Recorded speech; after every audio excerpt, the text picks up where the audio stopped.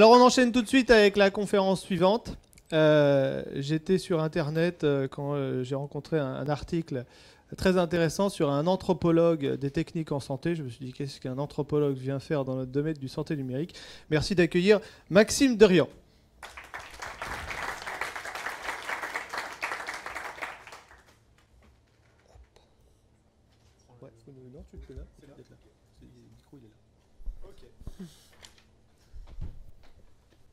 Ok, d'accord. Bon, merci beaucoup de m'accueillir ici. Oui, anthropologue des techniques. L'anthropologie, en fait, c'est surtout s'intéresser à l'humain et s'intéresser notamment par le biais de l'outil. Pour faire très rapidement, la sociologie, on s'intéresse aux humains vivants. L'anthropologue s'intéresse aussi aux personnes de la préhistoire, donc les choses qui sont arrivées avant, avec des personnes mortes. Donc du coup, l'objet technique est très important dans l'anthropologie. Et du coup, la rupture technologique actuelle du numérique fait que ça renouvelle beaucoup les recherches en anthropologie. Je commence juste avec, par rapport à ce qui a été dit précédemment sur un peu le bouleversement économique actuel. En fait... il y a au niveau anthropologique global quelque chose qui peut tempérer le déferlement des objets techniques numériques actuels. C'est aussi la question des matières premières et la question des ressources agricoles et du coup la raréfaction de tout ce qui nous permet de fabriquer nos objets. Donc on va espérer pouvoir continuer à avoir de l'énergie et pouvoir avoir du fer et des métaux, etc. etc. Mais à moyen terme, dans quelques décennies, voire un peu plus, ou dans ces eaux-là, on pourrait se retrouver avec une raréfaction globale. Donc du coup, la singularité, etc., c'est une chose, mais il y a aussi la question technique très concrète des choses qui nous servent à faire nos objets. Enfin, voilà. Je ne suis pas du tout venu là vous parler de ça. Donc je veux vous parler des pratiques du do-it-yourself et de la recherche et développement innovation.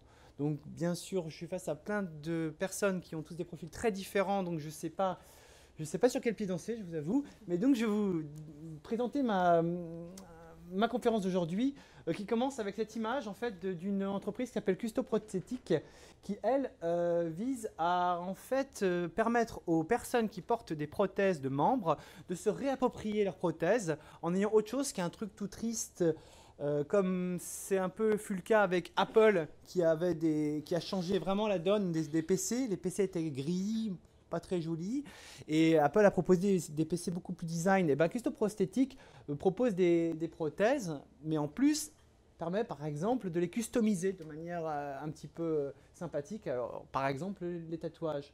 Donc voilà, c'est un petit peu cette image que j'ai prise pour illustrer la question à la fois de la recherche, développement, innovation, donc qui a des débouchés économiques, et en même temps le do-it-yourself, c'est-à-dire un peu le bricolage. Alors donc je vais vous parler donc des dispositifs médicaux, donc parce qu'on parle du secteur de la santé, puis ensuite de la question des différentes approches et financements dans l'innovation. Donc bien sûr au niveau financement, ce ne sera pas de l'économie pure, c'est plus une vision un petit peu plus globale des comportements, des usages. Donc la définition officielle de l'OMS, je commence par une définition parce que la définition de l'OMS, de la santé, en fait, c'est vraiment l'idée d'un complet bien-être. Donc ça veut dire que ce n'est pas uniquement guérir les maladies, c'est aussi s'épanouir. Donc du coup, le concept de santé est très large et permet en fait d'englober énormément de pratiques, puisque le bien-être, c'est quelque chose de difficile à cerner. Et donc du coup, énormément de pratiques, énormément d'outils, énormément de débouchés techniques, d'objets, de choses à faire en matière de santé. Alors, un exemple très concret de quelque chose qui s'est extrêmement disséminé, c'est voilà, le pacemaker. Un pacemaker classique, sans ces sondes. Donc bien sûr fabriqué par des labos pharmaceutiques avec des algorithmes brevetés, etc. Donc c'est de la RDI, recherche et développement, innovation mature. Mais initialement, ça a été du bidouillage, du bricolage. Donc là, j'ai une photo de Senning, Elmquist et Larsson, qui étaient donc les personnes qui ont... Donc Senning et Elmquist ont inventé le pacemaker et l'ont mis sur Arne Larsson, qui a vécu longtemps grâce à cela. Donc en 58, bien sûr, il n'y avait pas de cadre pour les implants numériques, il n'y avait pas de cadre pour tout ça. Il y avait quand même un cadre médical, il fallait quand même pas tuer Larsson, et ce qui n'a pas été le cas, donc ça a fonctionné. C'est aussi intéressant de voir que ça a d'abord été testé sur l'homme avant d'être testé sur animaux, c'est assez rare. Donc voilà, il y a eu un petit côté innovation et depuis les pacemakers sont distribués en millions d'exemplaires et sont devenus quelque chose qui fonctionne. Bon, il y a une nouvelle évolution dans le pacemaker de relocalisation du système, etc., dont je ne parlerai pas actuellement. Mais à la base, voilà, il y a eu un bricolage. Il y a eu un bricolage qui répondait à une attente. Bah, c'était de soigner M. Larson. Puisqu'en fait, c'est ça, s'il y avait bien un besoin de départ, au départ, qui n'était pas encore satisfait. Alors, donc, ça a donné place à de la science, ça s'est institutionnalisé, c'est devenu compatible avec INSERM Transfert et compagnie, j'imagine. Voilà. Donc, on va trouver d'autres besoins. Par exemple, la question de la génésie. J'ai travaillé pour le CNRS sur la génésie, donc c'est la question d'une naissance avec un membre différent. Donc, c'est-à-dire, l'enfant naît avec une main ou un pied formés différemment. Et du coup, la question se pose de voir si on va mettre ou pas une prothèse. Alors c'est intéressant, là où la sociologie et l'anthropologie sont intéressantes, et la psychologie, c'est intéressant de voir ce que veulent les gens. Parce que souvent, en fait, on a tendance à, quand on veut créer un système, soit on imagine un utilisateur qui sera un alter ego, ça va être la même personne que nous, qui a les mêmes besoins que nous, soit on va fantasmer un utilisateur idéal. Alors l'intérêt de la sociologie et de la psychologie, c'est d'aller voir vraiment les utilisateurs, de voir les profils différents. Donc on peut voir par exemple on a pu voir qu'il y a des gens qui ne veulent pas de prothèses, d'autres qui en veulent. Certains veulent des prothèses esthétiques, d'autres veulent des prothèses mécaniques, d'autres des prothèses myoélectriques, etc. Donc voilà, face à ça, on va avoir toute une gamme de choses qui sont aussi de manière maintenant institutionnelle. Donc c'est des produits Autoboc, je n'ai pas indiqué. Donc voilà, des côtés esthétiques, ça permet d'avoir des prothèses de pied. Alors, ça a différentes applications, voilà. Mais à la base, initialement, il y a très longtemps, on était encore dans le bricolage aussi. Donc, par exemple, il y a Ambroise Paré, bon, ça c'est une main allemande, mais dès 1601, on avait les premières prothèses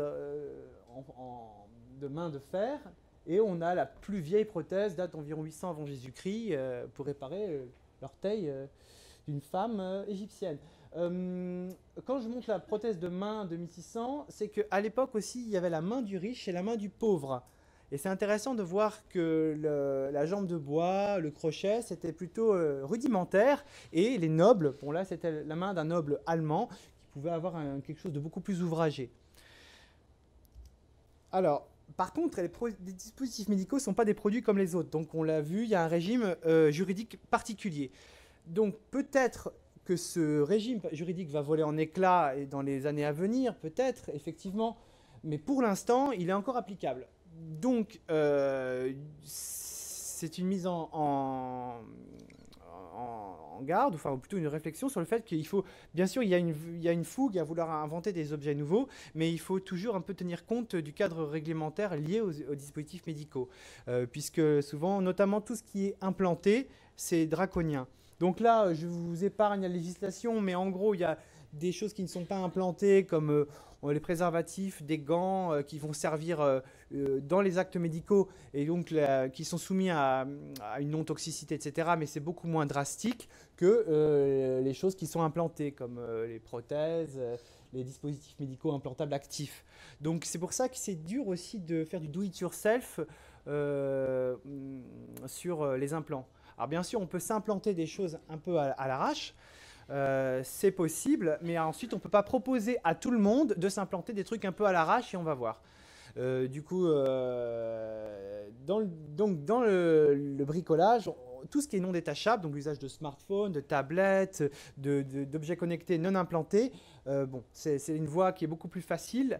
La voie des implants est beaucoup plus ardue parce que c'est beaucoup plus réglementé à cause de l'infection, à cause de plein de facteurs.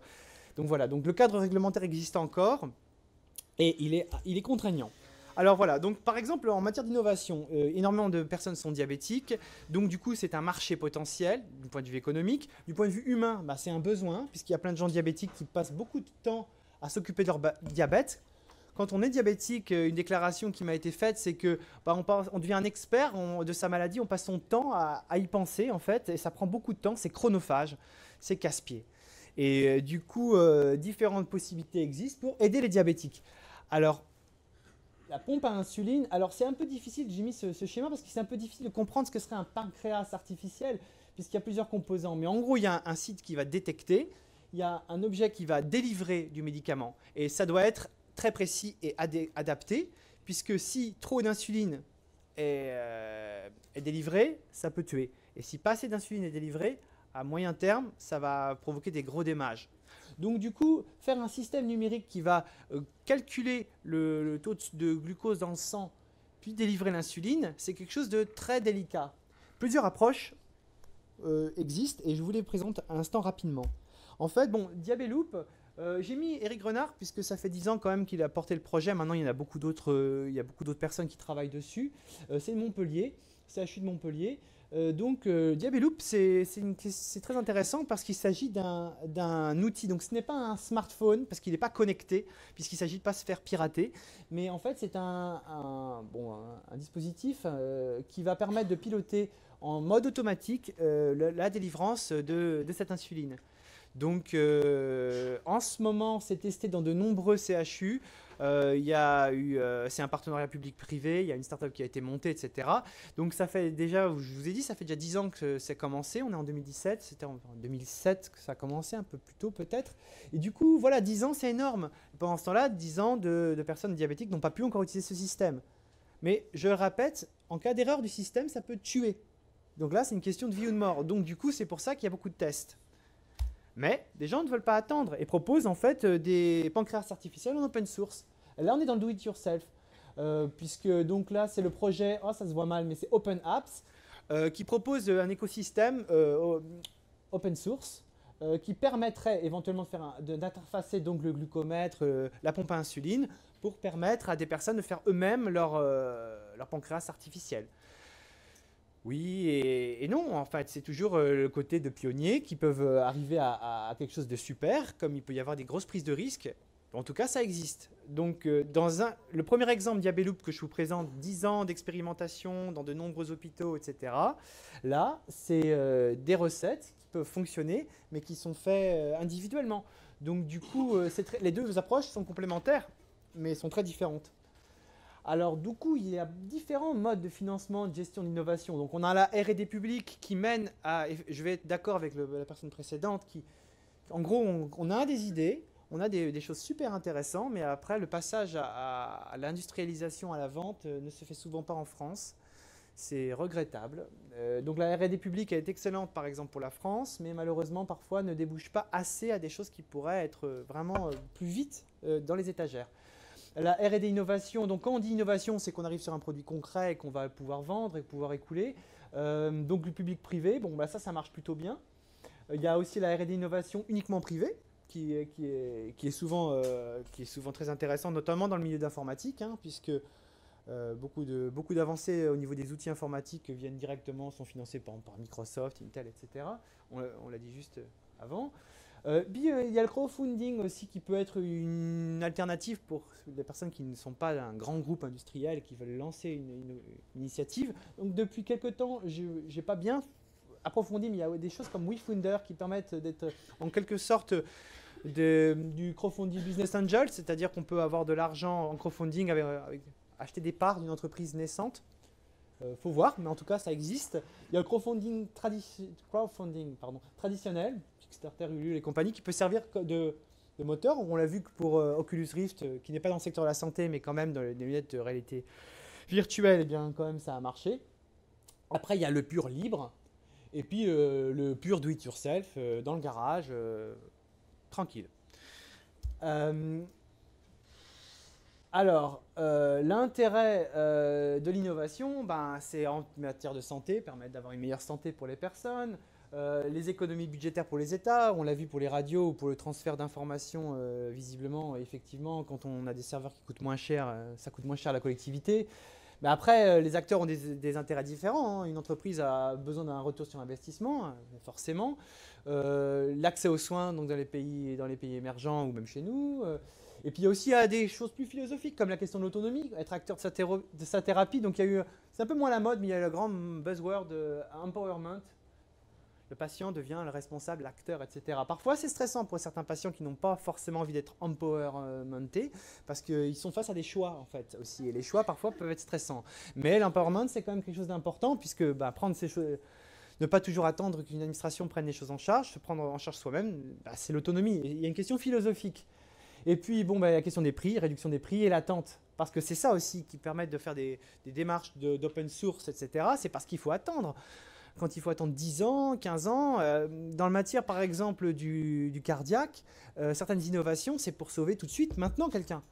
Parce que son cœur ne fonctionne plus correctement. Alors s'il faut attendre 10 ans que le truc soit validé, la personne sera morte d'ici là. Donc du coup, certaines personnes vont avoir envie de chanter, de court-circuiter les délais et d'aller plus vite. Et c'est légitime. L'exemple du synchronisateur cardiaque, c'est un exemple regrettable, enfin intéressant. C'est Philippe Ritter qui a inventé ça. Donc c'est le président de CardioSteam, c'est un des personnes un médecin qui s'occupe de l'association de rythmologie, donc de port de pacemaker, de pose de pacemaker, etc. Il a inventé un système de resynchronisation cardiaque. Je vous épargne les détails, mais c'est un pacemaker amélioré pour sauver un de ses patients. Et en fait, le temps que ça prenait en France, c'était trop long. Du coup, il l'a vendu aux États-Unis et il a fini par l'acheter à un groupe américain, sa propre invention.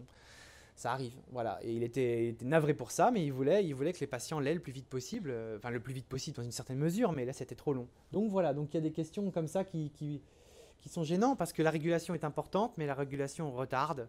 Je ne vais pas trancher aujourd'hui, mais en tout cas, l'attente, c'est un délai, c'est parfois aussi important que le prix, hein. Alors, le do-it-yourself, j'ai pris cette expression-là parce que ça me paraissait approprié. Le do-it-yourself, pour faire très vite, ça a commencé en 68. C'est un petit peu l'idée de faire les choses par soi-même. Donc, le Warhorse Catalogue de Stewart Brown, c'était l'idée des bons conseils, des bonnes idées, etc., qui on dit que c'est l'origine du web, non pas au niveau technique, puisque ça c'est Berners-Lee, mais l'origine du contenu du web, en fait. L'idée de mettre juxtaposé un patchwork de choses. Le do-it-yourself, c'est clairement dans le mouvement punk, donc on a cité les punks justement précédemment. Là, il y a une image un peu enjolivée de Jello Biafra, des Dead Kennedys, qui disait « Don't hate the media, become the media », et c'est devenu le motto de Indie Media. Le do-it-yourself, c'est un courant punk, c'est l'idée, voilà, des collages, on récupère, on crée par soi-même. Voilà, ça a des fondements idéologiques anarchistes, anticonsuméristes. Et ensuite, ça a pris des proportions Silicon Vallesques, donc notamment avec des gens comme Timothy Leary, paix à son âme, qui était un des gourous de la Silicon Valley à une époque. Il y a beaucoup de choses à dire sur cette personne très intéressante, mais du coup qui a anticipé le mouvement cyberpunk notamment. Donc le cyberpunk, c'est le côté punk, mais adapté aux technologies, donc technophile. Donc on garde un peu le côté faire tout par soi-même, mais on utilise l'électronique, etc. Donc le hacking, le détournement d'usage pour créer des nouveaux usages. Donc l'anarchie, voilà, et aussi va très bien avec aussi l'idée libertarienne, donc relativement individualiste d'épanouissement personnel à tout prix, et donc du coup, y compris par la technologie ou par une forme de néo-féodalisme. C'est-à-dire que certaines entreprises, comme les GAFA, effectivement, pour assurer le pouvoir de leurs dirigeants, mettent en place socialement presque une forme de néo-féodalisme. Je ne vais pas m'étendre là-dessus. Il y a donc dans cette idée cyberpunk des espoirs énormes. On a cité Kurzweil et donc la singularité. Voilà, on veut jusqu'à l'éternel, la vie éternelle, pourquoi pas, aux 1000 ans, tous milliardaires. Effectivement, c'est une chose possible peut-être, mais il y a des choses très concrètes dans cette idéologie-là, comme Apple. Voilà, j'ai juste mis Apple, voilà, où tout le monde connaît l'histoire d'Apple, tout le monde connaît l'histoire du garage, de l'Apple II, de l'Apple I, etc., de Wozniak et de Jobs. Qui est d'ailleurs, Steve Jobs est mort quasiment comme un technopape, hein, et quand il est mort, il était devenu un des leaders hyper importants qui a encore même je vois des logos Apple devant moi, donc voilà, et je suis sur un Apple. Voilà, respect. Donc du garage, on arrive à des choses extrêmement performantes. Le garage, il ne faut pas être dévalorisant. Voilà, c'est pour ça que j'ai mis Apple. Parce que ça commence dans un garage avec un ordinateur en bois, avec des composants achetés à l'arrache, et on finit par des choses très très bien. Voilà, donc là, l'innovation concrétisée, je prends la robotique médicale. Voilà, c'est quelque chose de sérieux, c'est quelque chose qui en jette, et qui a commencé probablement aussi dans un laboratoire, dans un garage, ou d'une manière ou d'une autre, peut-être pas dans un garage privatif, mais c'est clairement au départ une idée initiale qui a ensuite été concrétisée. Alors la fiabilité et la sécurité, c'est quelque chose d'absolument hyper important forcément pour la santé. Il ne s'agit pas de tuer les utilisateurs, c'est contre-productif pour tout le monde. Des problèmes peuvent arriver, par exemple, Diabeloop a rencontré des problèmes, c'est par exemple quand le glucomètre, s'il y a une infection dans le site du glucomètre, l'infection peut créer des données aberrantes. Et du coup, le glucomètre commence à partir en vrille et donner des informations fausses qui vont délivrer trop d'insuline, par exemple. Donc voilà, la question de... Donc il fallait bien gérer ça, donc ils font extrêmement attention à la sécurité. C'est un exemple que je prends. Ok, la sécurité, la fiabilité, c'est évident. Mais il faut aussi penser au suivi après-vente. Alors quand je dis après-vente, c'est aussi prouver l'utilité du dispositif, montrer qu'il sert à quelque chose. Il y a toujours une phase d'adaptation pour une personne qui va utiliser le nouveau dispositif où il va perdre du temps. Donc là, on élude ça. Mais au bout d'un moment, au bout de quelques temps, je ne sais pas, que ça dépend de chaque affection, il faut prouver que ça sert à quelque chose. C'est comme ça qu'on peut avoir des remboursements, des validations, des autorisations, etc. Et ça, peut-être qu'on l'oublie en amont quand on fabrique quelque chose d'innovant. On oublie peut-être qu'il va falloir prouver sur du moyen ou du long terme que ça apporte quelque chose en différentes manières. Donc, pensez au suivi après-vente. Cet exemple-là, c'est à Grenoble, au TIMC IMAG, robotique médicale à Grenoble, un labo à la fois CNRS et à la fois CHU. INSERM probablement doit être là-dedans, donc je pense qu'il y a INSERM transfert peut-être. Et donc ils ont dû prouver en fait que leur système d'opération de robotique, d'assistance robotique à l'opération servait à quelque chose. C'est-à-dire qu'ils opéraient pour la pose de prothèses de genoux et le robot les aidait le chirurgien à faire une pose très nette. Or, du coup, les patients partaient et ne revenaient plus puisqu'ils n'avaient aucune complication. Parce que ça avait marché. Mais comme ça avait marché, du coup, ils avaient du mal à prouver que leur système fonctionnait. Le suivi, en fait, il faut le penser en amont. Et ils ont mis en place un centre d'investigation clinique pour prouver que justement leur traitement innovant marchait mieux puisqu'il n'y avait quasiment aucune complication. C'est une chose comme ça qui est arrivée sur le tard, qui n'a pas été mis en amont parce qu'elle est arrivée après quand il a fallu prouver que ça marchait trop bien presque. Du coup, il n'y avait pas de complications. Alors, en conclusion, parce qu'il me reste peu de temps, il y a une rupture technologique indéniable avec les outils numériques. Et là, c'est en termes d'anthropologie que je parle, comme je l'ai dit en introduction. On peut trouver des filiations entre la canne, la béquille, entre le couteau préhistorique et le scalpel, etc., etc. Mais le fait de mettre dans des outils une capacité d'automatisation aussi forte, de prise de décision, entre parenthèses, algorithmique, fait que, et un traitement d'information et un stockage d'informations, tout ça, c'est quelque chose qui est une rupture dans l'histoire de l'humanité, carrément, parce que, bon, on a eu l'écriture, ça a été quelque chose d'important, l'outil, etc. Mais c'est que depuis les années 30 qu'on a l'informatique. Et encore, l'informatique est née conceptuellement dans les années 30, et elle est arrivée dans toutes les poches depuis une décennie, en fait, dans toutes les poches. Et du coup, on est en pleine rupture, et du coup, plein d'opportunités. Mais on est des bêta-testeurs maintenant de plein de choses.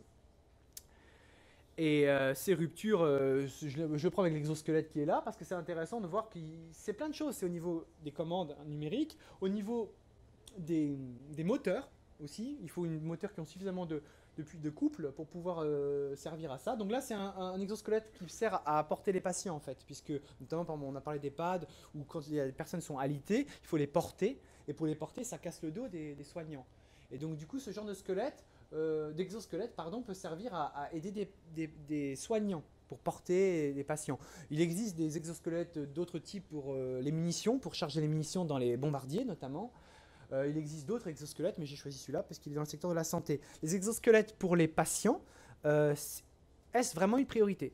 Parce que ça, c'est une chose qui existe, de proposer des exosquelettes pour les patients. Ça a été fait. Mais souvent, quand on rencontre des personnes hémiplégiques, c'est une chose intéressante à dire, c'est que ce n'est pas leur priorité de pouvoir marcher à nouveau. Souvent, c'est parfois, par exemple, des choses auxquelles on ne pense pas, a priori, comme contrôler sa miction, c'est-à-dire l'urine. Parce que les personnes qui sont hémiplégiques ont des problèmes souvent de contrôle de ce niveau-là. Donc voilà, parfois c'est intéressant d'aller voir les acteurs pour voir quelles sont les demandes. Et par contre, pour le personnel soignant, il est clair que ça peut parfois servir d'avoir ce genre de système, s'il fonctionne bien. Alors donc l'innovation actuelle, elle est encore pléthorique. Il y a des choses qui ne marchent pas trop pour l'instant, le cœur artificiel. Il y a des choses qui sont dans les cartons avec les rétines, donc les yeux artificiels. Alors qu'on ne ricane pas sur les yeux artificiels, puisqu'il y a encore quelques décennies, on parlait des implants cochléaires de manière critique, en pensant que ça ne marcherait pas. Or là, les implants cochléaires fonctionnent très bien maintenant. Donc là, face aux implants rétiniens, donc pour redonner la vision à certains types d'aveugles, le problème de la contrainte technique est que la puce qui est implantée chauffe, donc la rétine est très très fragile. Donc c'est une question. Il y a des pistes qui sont explorées, mais on est en pleine recherche. En bas sera connecté, il alimente en fait une ampoule grâce à son sang. Les systèmes avec des biopiles à glucose pour alimenter en électricité des implants, notamment des implants qui doivent fonctionner sur du très très long terme sans avoir besoin de beaucoup d'électricité. Enfin, donc les nanotechnologies sont là-dedans, je ne vais pas détailler, etc. Les OGM aussi. Il y a beaucoup de choses qui sont en ce moment faites, mais après, dans les choses extérieures, dans les prothèses, il y a aussi beaucoup de choses possibles, parce qu'il y a beaucoup de types de besoins. Donc là, je n'ai pas mis la photo des prothèses 3D imprimées pour les enfants qui permettent d'avoir une main plus attrayante, une main jouet en quelque sorte pour un enfant qui aurait été amputé ou qui serait né sans bras. On peut lui créer une main ou un bras jouet grâce aux imprimantes 3D, alors qu'autrefois c'était hyper difficile de faire ça sur mesure parce qu'une prothèse coûte très très cher. Très très cher. Les prothèses polydactyles coûtent plusieurs dizaines de milliers d'euros, hein, c'est-à-dire des prothèses bioniques, ça coûte très très cher. Les remboursements, c'est des questions très complexes. Voilà, l'innovation est énorme. Alors, je prends l'idée de Zapata, le Flyboard Air, c'est très récent, c'est cette semaine. Voilà, c'est une invention française. J'ai moi-même du mal à y croire. Je vois le bouffon vert comme dans Spider-Man, c'est-à-dire que c'est une personne qui peut voler en fait sur une planche volante avec des turbines au kérosène. C'est impressionnant. Et depuis la semaine dernière, je crois qu'il est interdit de l'utiliser, y compris sur un terrain privé, parce que des voisins se sont plaints du bruit des turbines quand même, parce qu'il est passé au-dessus de leur propriété. Et du coup, la gendarmerie a pris ses empreintes et le menace de mettre en examen s'il réessaye son outil. L'armée américaine lui a fait déjà une proposition. Ça paraît évident. Si ça peut servir à des soldats d'arriver en haut d'un bâtiment rapidement, par exemple en contexte urbain, j'imagine que l'armée américaine peut être intéressée, mais pas l'armée française, ou peut-être qu'elle l'est, mais en tout cas la gendarmerie bloque. Bref, Zapata, il est dégoûté en fait. Je crois que c'est de la vidéo que j'ai vue. Il était, je crois, dégoûté parce qu'il a inventé un truc qui paraît génial. C'est à la fois un délire de gamin, en même temps ça a des utilités hallucinantes. Mais il y a la question du contexte, il n'a pas prévenu les autorités, etc. Donc ce qui est quand même regrettable, parce que quand on voit que la France a un domaine maritime relativement grand, il serait possible de lui octroyer un petit kilomètre carré ou deux par-ci par-là. Non. Bon, je ne sais pas comment ça va se résoudre, mais voilà. On est face à quelqu'un qui a créé quelque chose et qui se retrouve bloqué par la réglementation. Donc il faut être stratégique. Alors, peut-être que faire exploser le cadre légal, ça peut être souhaitable ou pas. En tout cas, il faut bien faire attention à ce cadre légal ou social. Et donc, c'est pour ça que je conseillerais d'être corsaire et pas pirate. Dans le sens que le pirate, techniquement, pirate maritime de l'époque, avait une vie, en fait, une espérance de vie relativement courte. Parce qu'il se faisait manger par un autre pirate ou par un État, alors que le corsaire avait une longévité plus importante puisqu'il était soutenu par un État, ou toléré en tout cas par certains États. Donc voilà. Bref, je ne vais pas faire l'histoire de la piraterie et des corsaires, mais l'idée c'est que, ok, certes, d'avoir une impulsion créative, le commandement dans la bataille c'est très important, mais il faut aussi vraiment tenir compte des alentours, de l'environnement économique, social, politique, pour éviter des petits problèmes comme ce qu'a rencontré M. Zapata, par exemple. Zapata, pardon. Zapata. Ouais, désolé. C'est un peu un vœu pieux que je vous fais là, évidemment, c'est peut-être une évidence, mais ne pas oublier, parce que souvent, on a l'invention, le savant qui crée, et là, il est dans le Eureka, il veut que ça avance, et il faut aussi, soit une équipe, soit qu'il le fasse lui-même s'il en est capable, anticiper les changements à très court terme. Parce que sinon, il peut y avoir un rejet et un retard de développement ou carrément un arrêt complet de l'innovation, ce qui peut être très dommageable. Alors après, quand ça ne s'arrête pas, donc il me reste 1 minute 16, donc quand ça ne s'arrête pas, ça peut aller très loin. Alors là, je prends SpaceX, donc on n'est plus dans la santé, ça devient presque mystique puisque c'est quasiment le destin de l'humanité. Les fusées réutilisables, des fusées réutilisables comme dans Tintin, oui, en voilà une qui fonctionne, de SpaceX, et avec un business plan qui propose des centaines de milliers à 1 million de personnes sur Mars, oui, avec des vrais modules déjà construits. Donc Elon Musk, il est parti de sites web, de PayPal, etc., pour commencer à aller déjà en orbite, proposer d'aller dans les étoiles. Donc, sky is the limit hein, pour l'invention. Il suffit simplement de bien s'organiser et on peut avoir des business plans aussi audacieux que cela. Donc voilà, je vous remercie et il me reste 25 secondes. Donc si vous avez des questions, n'hésitez pas à m'en poser. Merci beaucoup Maxime.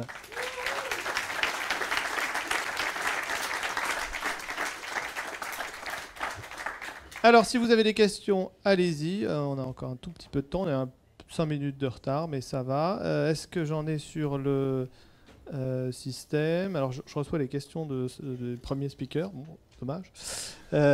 Donc on va abandonner hein, cette application. Et vous pouvez poser vos questions directement si vous en avez tout de suite.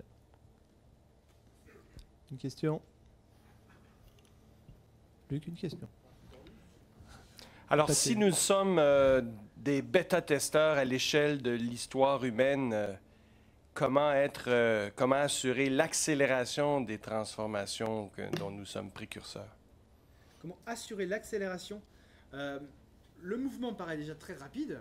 Alors, peut-être l'accélérer, c'est une chose, ou l'orienter, c'en est une autre. Moi, ça, je ne sais pas. Je ne sais pas. Je pense qu'il faut plutôt jouer avec le flux pour faire en sorte de ne pas le prendre de plein fouet, mais de l'orienter de manière utile pour soi. Mais j'ai pas... L'accélération, en fait, c'est déjà en cours. L'accélération, en fait, en stratégie, l'accélération, c'est aussi un moyen de réaction plus rapide. Donc, il s'agit de s'accélérer soi-même sans accélérer l'adversaire, de manière à l'entourer complètement. Enfin, c'est le principe un petit peu... bref, c'est un principe plutôt d'inspiration asiatique. Donc, du coup, si on accélère tout uniformément, on ne bénéficiera pas de cette accélération. Donc, je ne sais pas. C'est complexe, mais donc c'est possible. Les entreprises et les institutions pourraient justement focaliser sur s'accélérer eux-mêmes. C'est une excellente suggestion. Voilà. Par contre, il faut aussi des freins. Sinon, on peut partir...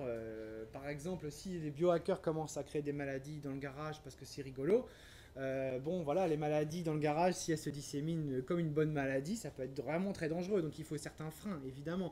Dans le nucléaire, dans le bactériologique, même en robotique, il s'agit quand même de faire un peu attention pour ne pas se retrouver avec des terminateurs aux quatre coins de la rue, etc., quand même. On a une question au fond. Je te prends après, Mathieu. Oui, bonjour. Très intéressante présentation, je dirais, de l'anthropologie du knowledge, si je peux me permettre de faire un peu de franglais. Mais bon, juste un commentaire. Vous avez mis comme inventeur du pacemaker une autre personne que je ne connaissais pas, mais normalement c'est Jorge Reynolds, un Colombien, dont j'ai eu l'occasion de le connaître. C'est vrai que lui, il a fait un pacemaker externe avec un chariot et une batterie de voiture. Mais quand même, c'était le premier aussi. Alors, mais ça, c'est pour vous faire aussi tous réfléchir, entrepreneurs, start-upers, biopunks. Et comme a dit tout à l'heure Stéphane, il faut penser globalement.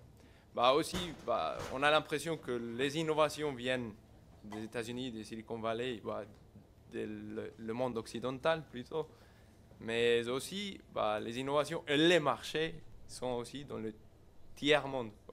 Mais l'Asie commence à quand même devenir significatif, hein. Enfin plus que significatif. Mais c'est vrai que pour cette question du pacemaker implanté, oui, je l'ai dit le pacemaker au sens implanté, puisque bien sûr la régulation du rythme cardiaque pouvait se faire par des outils externes. Mais là, c'était le côté interne que j'ai peut-être pas assez souligné.